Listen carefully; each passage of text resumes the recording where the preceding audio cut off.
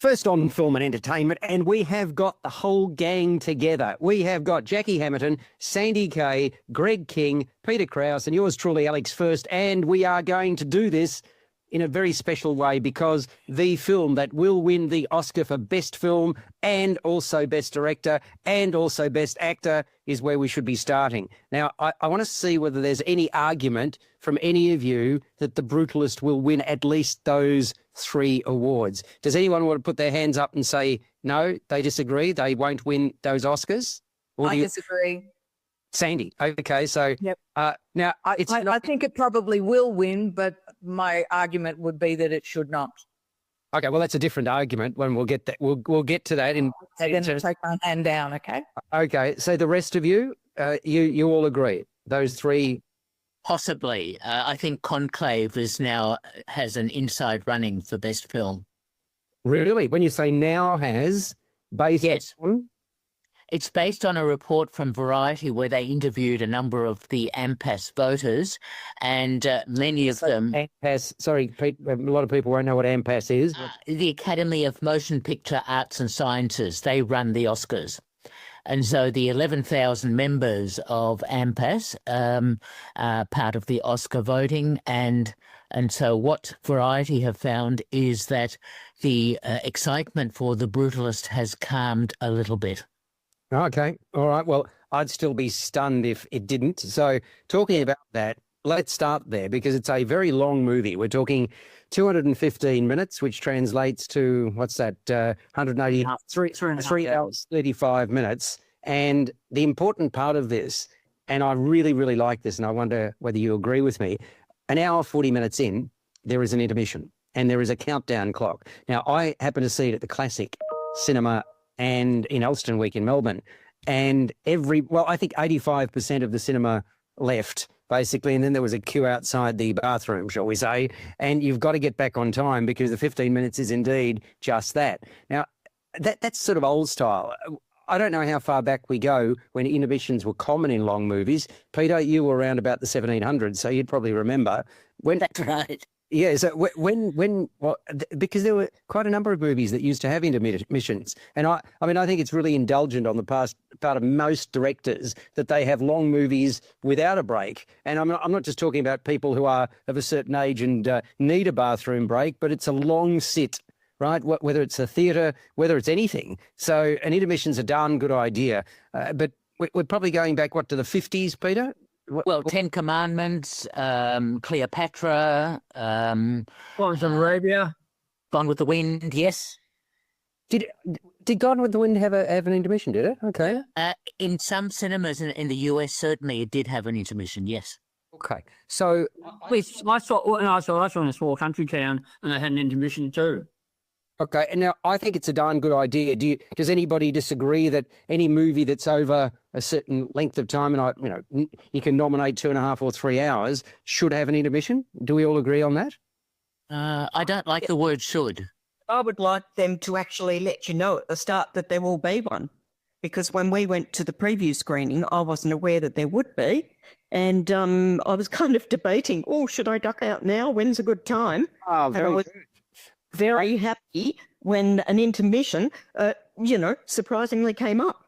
And also, like Greg mentioned, a country town then, in the smaller venues, it's a great idea for people to pop out and help some candy bar takings, I think. Well, it's funny you talk about that because with theatre, sometimes relatively short plays have an intermission for that very reason, okay? Now, having said that, it's extremely frustrating when you're seeing something that isn't very long and they do stick an intermission into it. So, I mean, I'm having a bet both ways here. But with regards to a long movie, I gave it a point just for that. I thought that was a terrific. It was an innovative way of looking at it because we've seen in the past 12 months, we've seen quite a few movies that are very long. We've seen some other movies that are close enough to 3 hours, haven't we? From recollection, Greg, in the past year. Yeah. Few.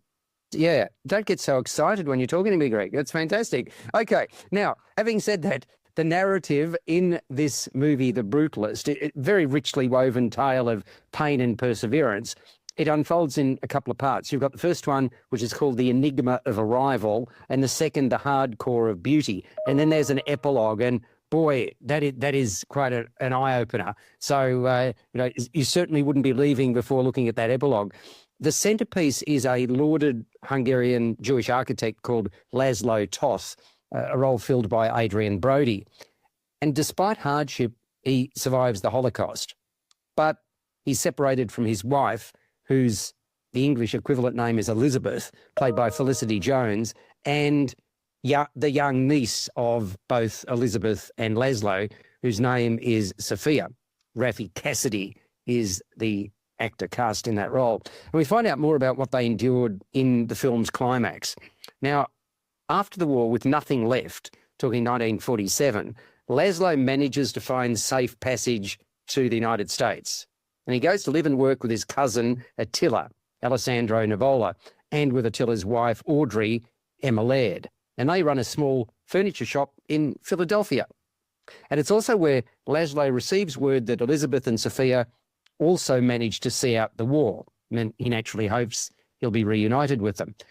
So Attila accepts a special design commission from a man called Harry Lee Buren, played by Joe Alwyn, who's the son of a wealthy industrialist called Harrison. So the son is Harry, the father is Harrison, and Harrison is a role filled by Guy Pearce.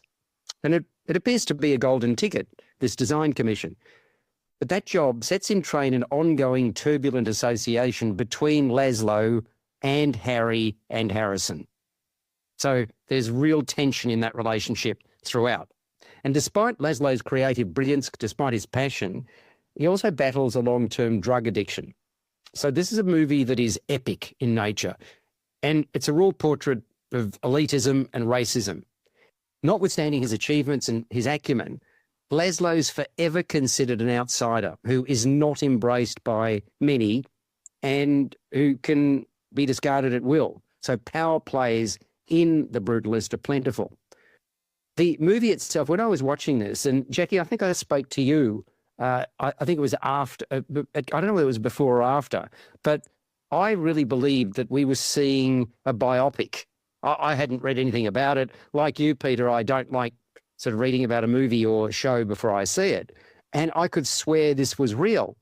And yet, when I went to look at it, sort of in terms of investigating the movie afterwards, I found out that it was actually inspired by several real-life architects and designers.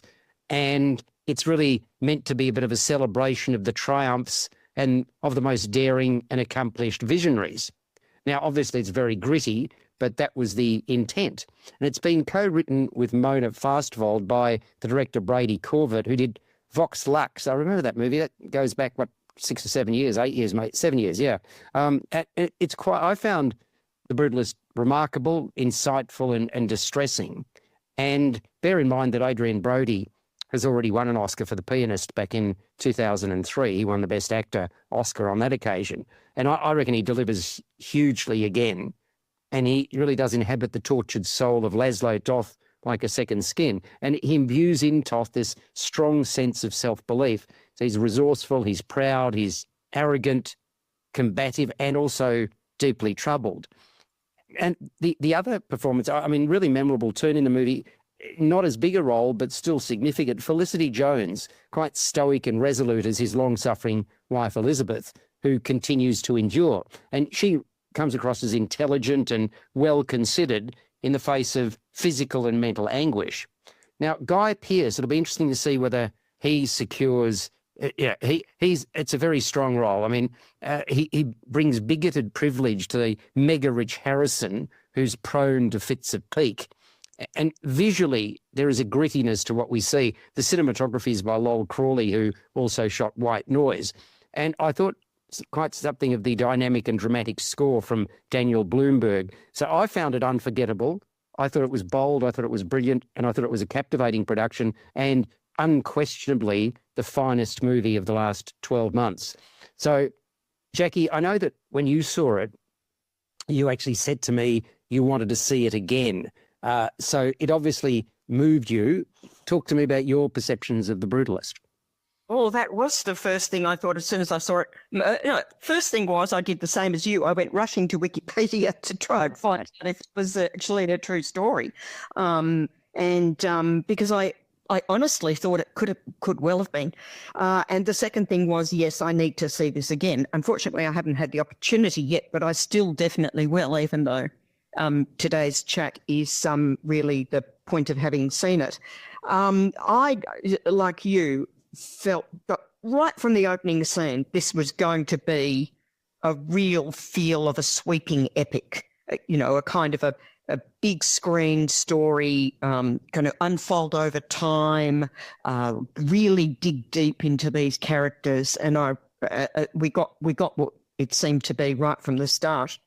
It comes not just from the direction. I think the main thing it comes from is, deep in Adrian Brody just draws it out. He's, he can't put a foot wrong, this actor.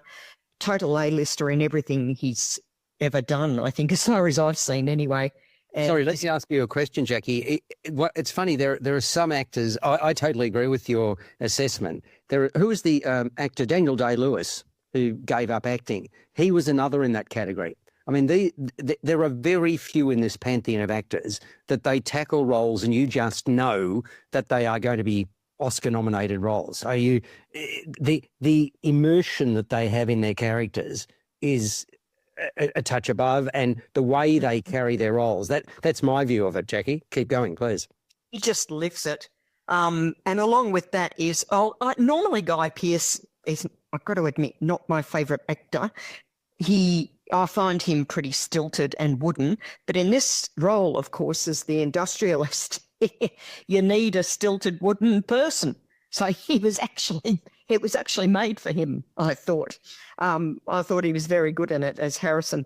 But let me interject again, and we can't speak about it. It's still sort of the best part of a month away, but there's a new Australian movie called Inside with Guy Pearce as the, if not lead, the co-lead, and it's a very different role. So it'll be fascinating when you go and see that movie, Jackie, to have that comparison for the Guy, because I think he does a really good job of it, but it's a very different characterisation.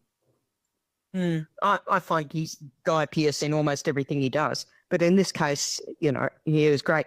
But the one of the overriding things for me about The Brutalist was it's actually about architecture, which I just love, and I love the immersion in that, and I love the obsession with it.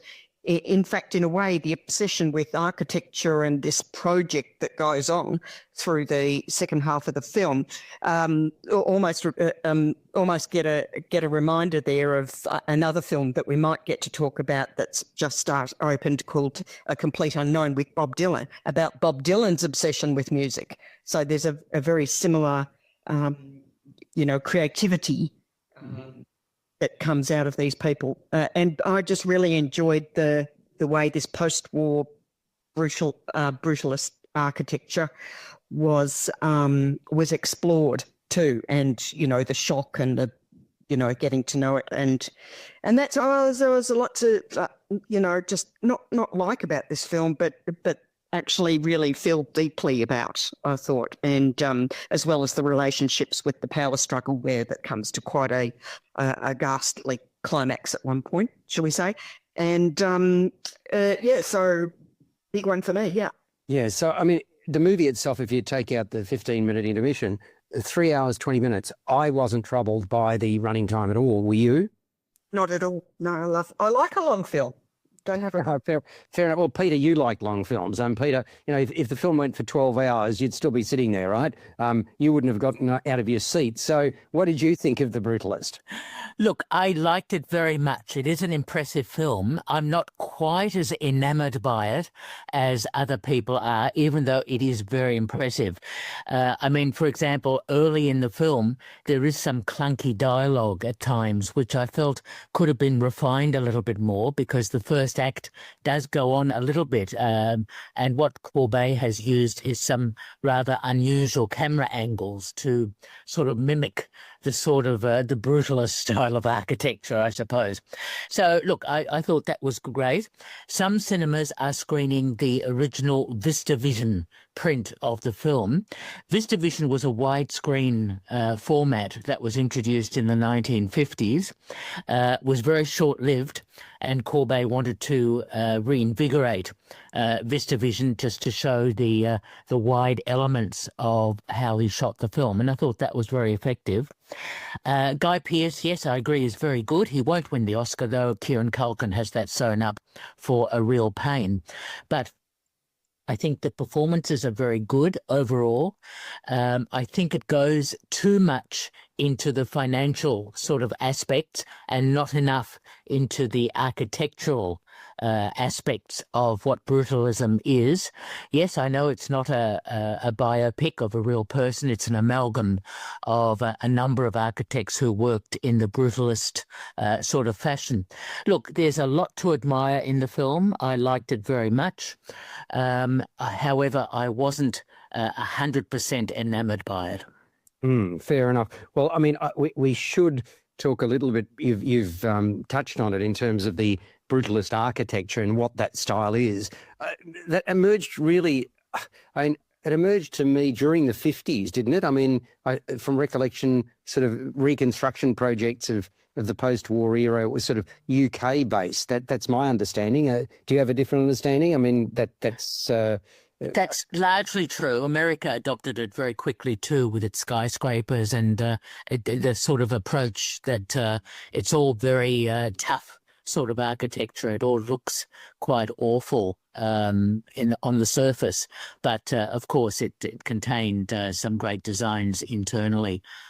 Yeah, it was sort of. I believe that it sort of was a reaction against the nostalgia of architecture in the 1940s. That's sort of from the modernist movement. That's kind of where it emerged from. Because I don't think when you look at the title, even though if you don't make the association, I think you'd come out of it and say, well, why is it called The Brutalist, right? If you don't make the link to the architecture. So I'm pleased at least we've discussed that.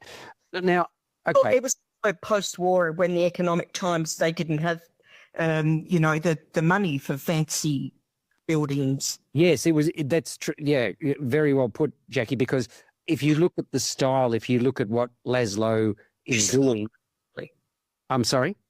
The use of concrete. The use of concrete, yes. It's very simple and in some respects. Mind you, the centerpiece of it, I thought, again, the use of the sun and all that sort of stuff was pretty special, quite frankly.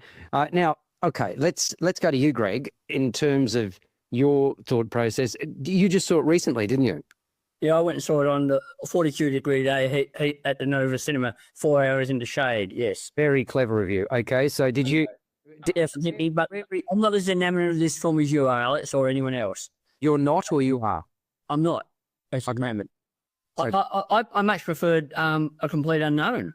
For me, it's a better film. Anyway, but The Brutalist is a film that certainly deserves to be seen on the big screen anyway, because it looks good. As a bold and ambitious film addressing a lot of weighty themes, which you already mentioned, the immigrant experience, that sense of cultural displacement, and the souring of the American dream, and lots more there. And there's even some newsreel footage in here that gives us some insight into this industrial period of America in this era there. But I thought Corbett's direction was a bit unhurried. The film lacked the sense of urgency. The production design certainly gave us a strong sense of place there. And Lowell Crawley's breathtaking and often bleak cinematography captures some stark imagery of these architectural structures. And as I think you mentioned, they're often shot from strange and disorienting angles. And I thought the music colour palette gave the material a bit of a gritty edge too. Probably called The Brutalist because of its punishing runtime, actually. Thank you. harsh, yes, thank you. I thought the leads were really good. You all spoken about that, how this Brody and Pearce have probably never been better in their careers. Brody captures Laszlo's flawed character. He immerses himself in his driven nature, his addictions, his paranoia, his ambition and arrogance. and even his pain. Jones was also strong as the long-suffering Elizabeth, capturing her intelligence and stoic nature. And I thought... Sorry, Greg, let me just interject.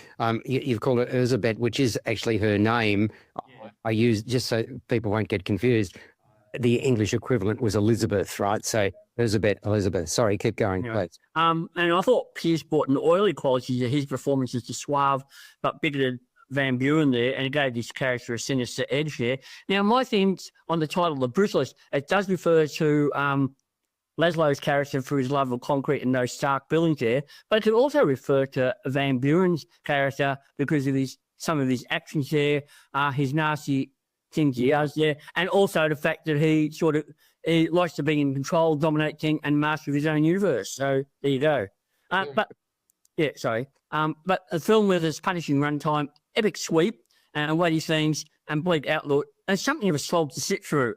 And I must admit, the second half of me fell away, and I found my mind wandering a little bit during this second half of the film, which I found not as compelling as the first half, and I felt that the film lost its way by the end. Really, it's interesting. Okay, I disagree with that. What about the epilogue? Because I thought the epilogue was really eye-opening. Mist was good, but basically, no. No, okay, didn't do it. Now, okay, Sandy, you have also seen The Brutalist, so where on this pantheon or this line from brilliant to sort of okay do you sit? Well, I think it's a bit better than okay and quite a lot less than brilliant. I don't want to go on too long about it because I think we've all talked about it.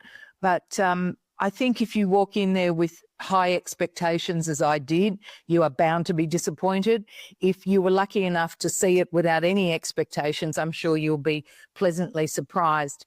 I'm not particularly into architecture. I think Adrian Brody does a great job in his role. I hated Guy Pearce. I thought his acting was absolute shite. So I think it could have been cut by at least half an hour or 45 minutes, and I don't have any problem with long movies, particularly if they have an intermission, but it didn't hold my attention the whole way. I thought there were long holes on shots that weren't necessary, that didn't really connect to my emotions at all. I wasn't really drawn into it. I can see what you're all talking about who love it, but I think there are better movies out there for the number one position on the Oscars for sure. Wow. Okay. MA rated, 215 minutes, as we've said, 3 hours 35 with a 15-minute intermission, 1 hour 40 minutes in, called The Brutalist. So, Sandy, let's start with you because we'll get a score out of 10, and this will be fascinating given what you've just said. So, I think I give it a 7. Yeah. Okay. Well, that's not a bad mark, but it's not great. It's like a big plus. It's certainly above average, but Yeah. Okay. 7 out of 10. Sorry, Greg. What about you? I'll give it 6 out of 10. Oh my golly! Wow. As I said, the second half, they just lost me in the second half. Sorry. Gee whiz. Okay. Peter. 9 out of 10 from me. And Jackie.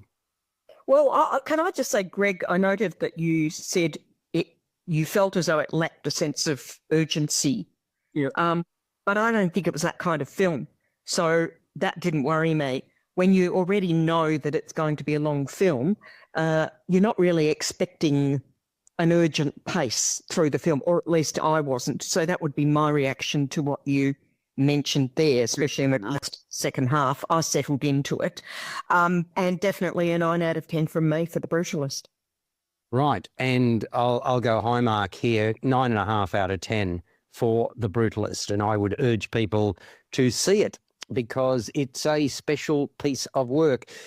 You are on J 88 FM, and please contribute to the station. $54 a year gets you membership. And yes, we thrive on that because the station needs money to survive. So if you feel so inclined, 24/7 programming, hopefully a bit of intelligence, a bit of fun, and lots of good music. So let's talk about the movie that Jackie just referenced, A Complete Unknown, the Bob Dylan part biopic. And it's M-rated. This one is also a long film at 2 hours, 21 minutes without an intermission. And also, this one, the time on the one didn't bother me at all. I was hooked the whole time. But you, okay, so, Greg, let me start there. You are a Bob Dylan fan, yes? No, but I like some of his music. Okay. All right. So, I've never seen him live, even though he's been out here about 4 times. okay. Yeah, and you do go along and see quite a bit of music. So, okay, having said that, do you think that if you're not a Bob Dylan fan, do you think you can appreciate this movie and enjoy it? Yes, you can. It's an enjoyable film. And the fact that it only concentrates on about 4 years of his life, early career, gives it a strong focus. Now, yeah, and the music's great as well. Sandy, you are somebody who loves your music. Where does Bob Dylan sit in your head in terms of talent, and are you interested in him, as a musician compared to others? The only album I like from Bob Dylan is his very last one, this latest one that he put out a couple of years ago now. I've never been a fan of his music. I do like his poetry, but I could never stand his voice. I think he, in my opinion, should have stuck to writing lyrics and maybe done a book rather than a whole bunch of songs. But I get his appeal for people who could live with that. I like this movie, although it was too music driven for my taste. That's interesting. So it's too music driven, and a lot of what you like is music. So that's but I don't like his music. I don't like very much from that folk era music. Maybe that's my age. I'm a little bit too young for that era, but some of it I like. But there was, I didn't really love the music all that much through this. I like the story. I like his journey. I liked his chutzpah and his confidence and his cheekiness. I didn't like the way he treated women particularly. I didn't think that the actress playing Joan Baez, did that very well in terms of she was much better looking than Joan Baez, with whom Bob Dylan had a scene. I had no problem with that whatsoever, Sandy. You liked the way she looked, yeah, okay, but it wasn't. I'm sorry, that's a very racist thing to say. Krause. I thought her voice was extraordinary. I really did. You not think? I did. Yeah, she had a good voice. I just didn't like what they were singing. I mean, I kind of sat there through the songs and wanted to get back to the action. I like Monica Barbaro, by the way. We're talking about Monica Barbaro. Was she in Top Gun, the most recent Top Gun? Is that why? That's from the back of my head somewhere.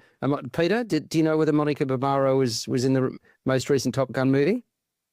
No? I don't know. I'd have to look it up. That's all right. No, that's fine. All right. Well, let's talk a little bit about the film, just so we've got a bit more of a context. So it focuses, as Greg said, on what he did and how he did it between 1961 and 65. So it's a very finite period at the very early days. And he sort of arrives unannounced with a guitar in hand.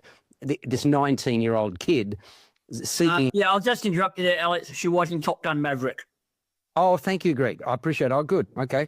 Yeah, I don't know why. Just sort of... Yeah, okay. Now, he seeks out the legendary Woody Guthrie, who is in a veterans hospital in New Jersey. And with Guthrie alongside him is a fellow folk singer of renown in Pete Seeger. And Dylan plays Guthrie, who is in a really bad way. He's unable to speak. He's actually got Huntington's disease. He plays Guthrie a song that he wrote especially for him. And both Seeger and Guthrie immediately recognise his talent. Seeger is the one who actually opens doors for him. And without pretense, with just raw talent, Dylan taps into the culture of that time. And we're talking about anti-war and civil rights activism being prominent. So the US is sort of grappling with profound social, political and cultural upheaval. Now, Dylan's rise is meteoric. So too is his discomfort with the fandom that follows, notwithstanding his pleasure to receive the endorsement of one of the biggest names at that time, Johnny Cash. And the film, and this is again where Sandy references his relationships, the film explores Dylan's intimate relationships. So specifically, it covers his time with an artist and freedom fighter called Sylvie Russo. Now, Peter, you might be able to explain this, and you usually go into a bit of depth here. Sylvie Russo is a surrogate for the real-life Suze Rotolo. So I don't understand why they wouldn't have used the Suze Rotolo rather than Sylvie Russo. Do you have any understanding of that? Pardon me? Suze didn't let them use her name. Some sort of legal.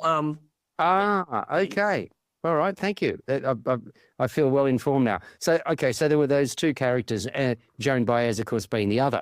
And Dylan is very much painted as this wandering soul who was fickle in affairs of the heart.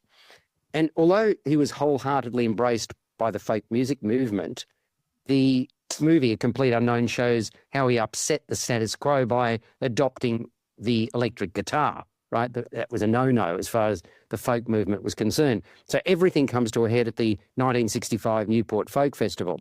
So, you know, that's kind of, that's the zenith, if you like, of the film.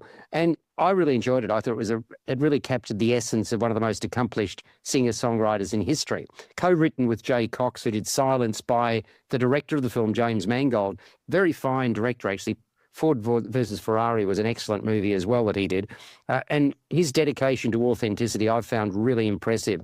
The look, the feel, the sound of the times all captured very skillfully. And as Dylan wrote, dare I use a cliche, the times they are a-changing. The actors, and this is what really, I thought they did a brilliant job, they did their own singing and playing. And because of COVID, they basically had 5 years to work on this. And yeah, that really has paid off. Vocally, they're awesome. And of course, the music, well, the music is the hits and the lesser-known numbers. And I happen to be a huge Dylan fan, so I don't need to say any more than that. But even if you're not, I think the story is really beautifully told. And Timothée Chalamet is quite luminous as the enigma that is Bob Dylan. He's driven by the beat of his own drum. And he's aloof, he's restless, he's unrelenting. And you've got Elle Fanning wearing her heart on her sleeve as Sylvie Russo, who time and again had her heart broken. And her adoration and her disappointment are clearly on show. And I've mentioned Monica Barbaro, mellifluous, the tone in her voice. I found her quite revelatory as Baez, Joan Baez. I could readily lose myself in those golden tonsils any day. I'd actually go to a concert that she gives. Her voice is that powerful and that good. And I really liked Edward Norton as Pete Seeger, painted as sort of one of the good guys whose love of the art form, you know, folk music knows no bounds. And Scoot McNairy is quite a tragic but revered figure as the ailing Woody Guthrie, and Boyd Holbrook imbues Johnny Cash with muscularity. So I reckon this is a very, very fine film. James Mangold is to be congratulated, Timothée Chalamet et al. It captures the essence of a musical genius who refused to be tamed. So let's start with you on this one, Peter. What did you think of A Complete Unknown? I was very impressed by the film because as a biopic, it wasn't afraid to be a warts and all sort of characterization of Bob Dylan and the way he did treat women, etc., which was very standoffish. Look, it's remarkably well production designed. Certainly the 60s are really well evoked. And all the actors, as you said, are excellent, especially the ones who are singing for themselves rather than being dubbed. And Chalamet is superb in the title role. I really liked this film. I'm not a great Bob Dylan fan, but I was impressed by the story and by the characterization and by the 60s time period and how he slotted in to that time period. So, yep, I highly recommend the film. And Sandy, you started off with some remarks. What more can you say about A Complete Unknown? Sandy? Yeah, sorry. I really did like it. It's a great story. His life is super interesting, especially during that period, and how he revolutionized the whole music industry is just fascinating. I hated the casting of the guy who played Johnny Cash. I thought that was really bad, but I will go along with you with everybody else apart from what's her name? Was cast well too. Baez, yeah, thank you. Monica Barbaro, his character, yeah, okay. Yeah, no, but I thought in saying that the acting was great, the singing was great. I did really enjoy it, and it's a long movie, but it didn't feel like a long movie because you wanted to keep watching and see what happened. It moved along very well. I enjoyed it. Now, Greg, you said you liked this more than The Brutalist. Yes, I did. In fact, if there's any justification, I reckon Timothée Chalamet deserves an Oscar, but there you go. Yeah. Because he inhabits the character of Bob Dylan from the first time you see him on screen with that hat, carrying the guitar, the jacket, which is straight off one of his album covers. You accept this is Bob Dylan. I mean, we talked about great actors. Timothée Chalamet is certainly from. I think it was 2017 that he came on board with Call Me by Your Name, and boy, did he announce himself! And it's hard to believe he's forged such a strong career. He's only a young guy, right? I mean, we're relatively young guys, so he hasn't been around forever, but what he touches seems to turn to gold, and I commend him for that because he's had a huge impact, more than most his age. Don't you agree? Yeah, well, it's the same age now that Adrian Brody was when he won his first Oscar. Well, I believe he's only 29, isn't he? Yeah, so that was Adrian Brody was when he won his first Oscar. First Oscar, yeah. Okay, anyway, look, we've had a number of music biopics in recent years, things like Bohemian Rhapsody, Rocket Man, Elvis, Better Man, etc. But I think A Complete Unknown is one of the best entries in this subgenre, and the fact that it concentrates on one sort of pivotal period in his life rather than following his entire story gives the film a stronger focus. And even if you're not a particular fan of Dylan or his music, this is an absorbing biopic that attempts to capture the essence of this singer's prickly, elusive and reclusive personality there. And I thought Timothée Chalamet inhabits the character. He highlights the contradictions and contrary nature of Dylan's character. He delivers his most impressive performance today, I think. And the fact that he does his own singing and captures Dylan's particularly distinctive nasally style added to the film, I thought. And I agree, Ed Norton was superb as Seeger, bringing an essential air of decency and integrity to the character. I thought, even though Sandy didn't like Boyd Holbrook as Johnny Cash there, he did capture his signature shotgun-style guitar playing, though. And I liked the film. I thought, and Peter's mentioned it, the period detail is beautifully done there. The cinematography immerses us into this aesthetic of New York in the early 60s with its smoke-filled music clubs and all that kind of stuff. And I thought, I liked James Mangold as a director. I think his muscular direction and attention to detail works with this film. And the soundtrack is laden with plenty of hits from the era. So, I like this film. For me, it's one of the best films of the year so far. Now, I want to ask you about Monica Barbaro. You haven't commented on her that Sandy didn't sort of appreciate. This is all right, as Joan Baez, yeah. Okay, fair enough. And what about... Sorry, Greg, go ahead. I was going to say, I've got nothing really about Joan Baez to compare her with, so I am sure she did a good job of capturing her. Jackie, you and Dylan, and what do you think of a complete unknown? I'm a Dylan fan. I've seen him in Melbourne live twice. Oh, yeah. Did he have his back to you? Did he have his back to you when he played? Sorry, did he have his back to you when he played? Did he have his back to me when he played? Is that a... That's not his joke. He has many times performed on stage and had his back to the audience all the time. Oh, he didn't. That's not a guy, isn't he? Yeah. When he was at Blues Fest about 3 or 4 years ago, apparently he had his back to the audience the whole time he played. So is that about the fandom thing that is obviously captured that he doesn't... Uncomfortable, yeah. Yeah. Or his aloofness on stage, yeah. Oh, okay. There you go, Jackie. Good going, Jackie. Excellent film. It captures that era. It captures the vibe and the era and this young man sort of, launching himself out into the music world. His obsession with music is what really comes through in this film. And I think that you mentioned, him being fickle with women and that. Like, he was 19, 20, 21, a lot of young guys. I didn't think that set his character so much. It showed what he was up to, yes. But I didn't judge him. Really? Yes. Okay, that stuns me actually, because I must admit I felt the same way as Sandy. I thought, what a heel. Clearly the amalgam character that he treated her shamefully. I didn't think there was any excuse for that. Anyway. He's years old, Alex, How but okay, so I've got no idea, I don't know his background and how he was brought up, et cetera, but he kind of, I don't know, he sort of stamped all over her, and I just didn't think that was appropriate. But anyway, that's just me. well, maybe he wasn't 100% passionately in love with her. And, there were intimate conversations that this film doesn't make us privy to. So anyway, that didn't worry me so much. It was an interesting part of his growth period here.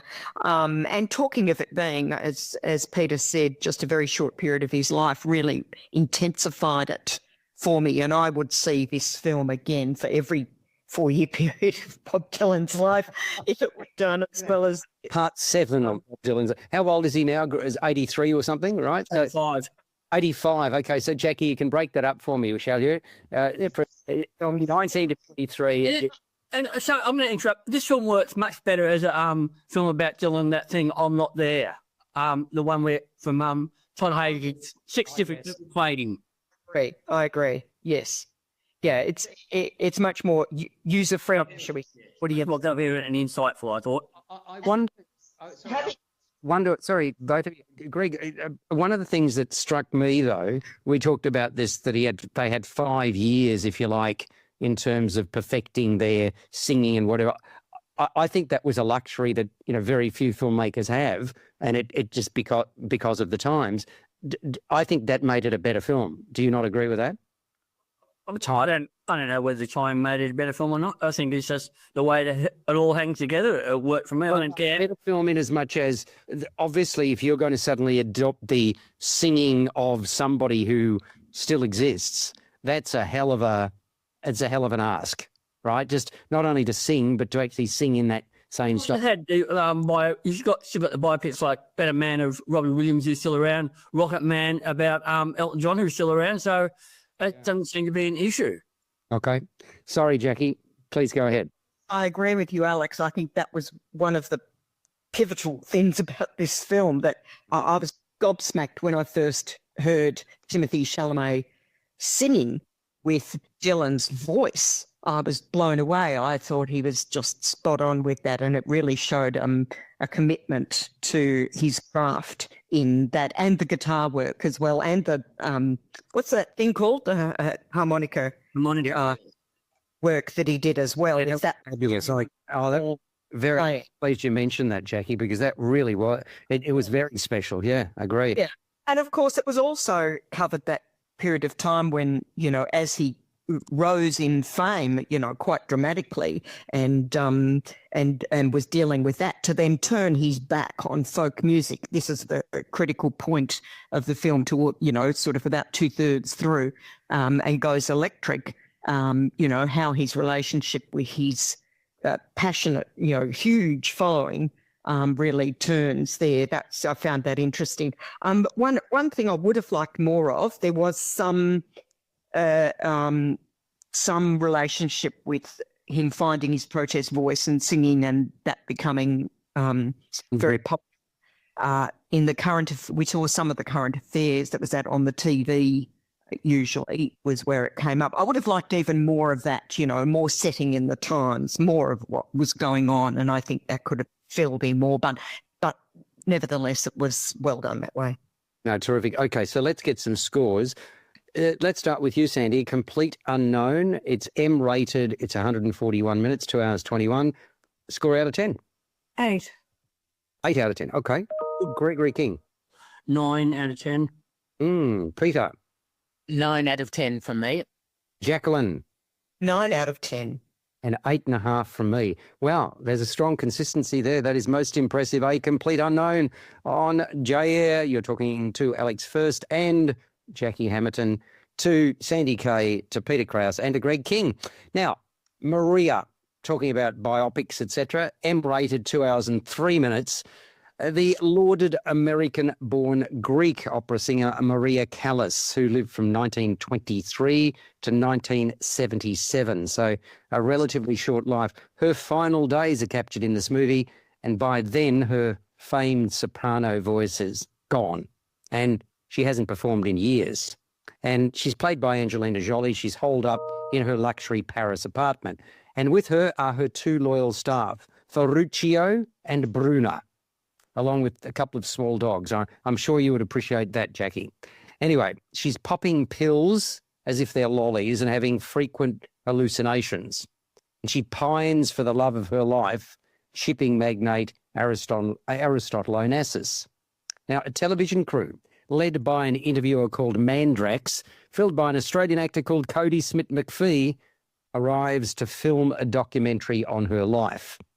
And she's prevailed upon to make one final attempt at singing like she used to, which proves futile. Now, in her mind, she remains the diva for which she was noted as being. And she can be aloof, she can be dismissive, indignant, but she still covets adoration. So it's very much an interpretation of Callas's end by the writer Stephen Knight and the director Pablo Larraín, who also collaborated, I might say, on Spencer. And it flits between black and white and colour, interspersed with actual footage of Callas performing. And the picture it paints is hardly a pretty one. The film reveals how she met and was pursued by Aristotle Onassis while she was still married. And it details how he did not want her to sing. And it harks back to her difficult, impoverished childhood with her sister and how she was estranged from her mother. And it's difficult to discern how much of what's presented is actually fact and how much is fiction. One thing is clear, hers was hardly a trouble-free life. And while watching Maria, I couldn't help but think of Lorraine's earlier biopic, Jaqui. That was on the First Lady, Jacqueline Kennedy Onassis, eventually. There are similarities in style, elements of fantasy and whimsy, and Angelina Jolie inhabits the soul of Callas with style. She sings well, although I wasn't always sold on the lip syncing. I found that troubling, especially early on. I appreciated the representation of the manservant Ferruccio, and basically he tried everything possible to try to help Callas in spite of herself. Having said that, it became perfectly clear that the end was near and she'd do what she ultimately wanted to do. Ultimately, there's a turbulence and sadness about Maria, the film, and its representation of a fated songstress who lived for the stage. And as shown in this movie, she soared and then she stumbled. So, okay, let's do a comparison here. Jaqui, what did you think of Maria compared to A Complete Unknown and Maria on its own? Oh, Alex, I barely gave Maria a pass. Really? Okay. Dollars dishwater. Yeah. Yeah. So you wanted more. You wanted there wasn't enough substance to it. Is that what you're saying? Yes, it was trying too hard to be mysterious and artistic, I think, and I didn't feel as though I got to know the person. And even Angelina Jolie is highly respected as an actress. I think she's amazing. She just didn't look right in this. Maybe she was too beautiful, or maybe she was... Really? That's interesting. Okay. I actually thought she represented Callas very, very well. I kind of wondered whether the whole idea of, I'm not sure how many months it represents, but, you know, the focusing on the end of her life and whatever, I kind of wondered whether that was the right choice, actually. I don't know whether you thought that while you were watching it. I think I agree with you on that. There's definitely something off about it that just didn't get into me. Yeah. Okay. Interject. I was going to call you next anyway, so please go. This movie focuses only on the last week of her life. Actually, only the last 7 days, which seems to be a very strange choice for somebody who ultimately dies, right? It's very, very dark. And I didn't get a sense of the joy that Maria Callas either felt while she was singing in her heyday, or the joy she gave to an audience. So there was no cutting into the timeline to kind of reflect on what she had been. What we see is a very sorry woman. I don't think Angelina Jolie was the right woman to play this part. She does play it quite well, but she doesn't look anything like Maria Callas. Maria Callas was touted as being one of the most beautiful women in the world, but with the end credits roll and you see what she actually looked like, I kind of found myself going, why? Because she was no beauty, in my humble opinion. But I didn't think. I think Angelina Jolie is a very attractive lady. Yeah, I do, but she didn't look a thing like Maria Callas. I think there are a whole lot of actresses out there that could have. Sometimes it doesn't matter. You can believe anyway if they. I didn't. And I thought that Angelina was way too skinny. Now, I do know that Maria Callas lost a whole lot of weight between 1953 and 94. That made it harder for her to support her vocal power. It's all about her losing this voice of hers and not being able to sing anymore, right? She suffered from a disease called dermatomyositis, which is an autoimmune disease that causes muscle inflammation and weakness, difficulty swallowing. She was nearly blind on stage. She couldn't see anything anymore. She had a neuromuscular disease. She was also clearly addicted to speed and other sedatives, and she was overworked. She was a shell of her former self, which is okay if that's the bit of her that you want to explore. Personally, if it was my life, I wouldn't want my worst bits highlighted like that. I'd at least pay some attention to my best bits. And that's what the director did, both with the Jaqui film and with the Princess Diana one that he did too. It wasn't all just darkness. So it's the down And nature of it. when we make a film about you, we'll remember you saying that. We'll focus on your best bits, eh? Thank you, Jackie. That would be great. And it was very diplomatically put as well, I thought, Sandy. We'll focus on your best bits. But there you go. Having said that, it's the down nature of this that you seem to be picking up on that makes it a hard watch. Is that what you're saying? Well, it was. It was all dark. There was no light and shade about it at all. It was just all shade. And as a result, it's pretty boring. I mean, I didn't really give a damn whether she died today or in a few days' time. Okay, fair enough. No, there you go, straight to the point. Peter, are you going to give it any greater credence than we have thus far? Well, I admire the director, Pablo Larraín, because this is the third part of his trilogy dealing with prominent women who in the last week or so of their life had to deal with a number of personal issues. And so I think after Jackie and Spencer and then now with Maria, he's done a reasonable job in trying to portray that. And yes, Maria's last week or so of her life is somewhat darker.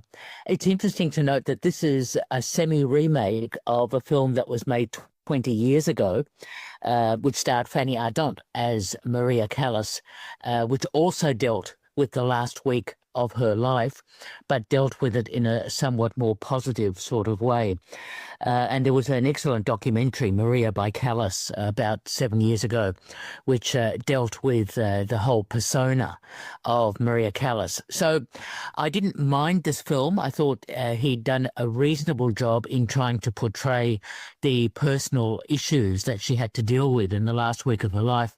I just didn't feel that it was a strong enough depiction of Maria Callas, and we had to see the real Maria Callas in the newsreels and so on at the end of the film to have perhaps a bit more understanding of who she was, although not particularly much. The Cody Smith McPhee character was totally unnecessary and was a device put in just to show that she wanted to talk about her life, but it didn't do anything for me. So look, overall, a mild disappointment, but nevertheless, there's enough in the film to admire. And I think Angelina Jolie did a reasonable job in trying to mimic the last week of Maria Callas's life.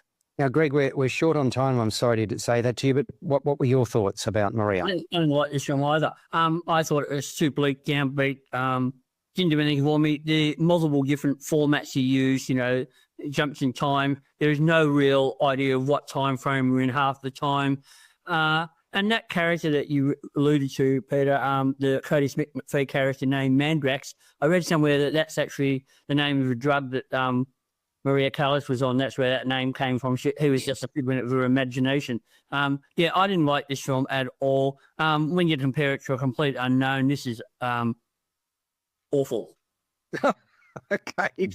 So, Greg, what are you giving Maria, which is runs for 2 hours, 3 minutes out of 10? Give it 4 out of 10. 4 out of 10. Okay.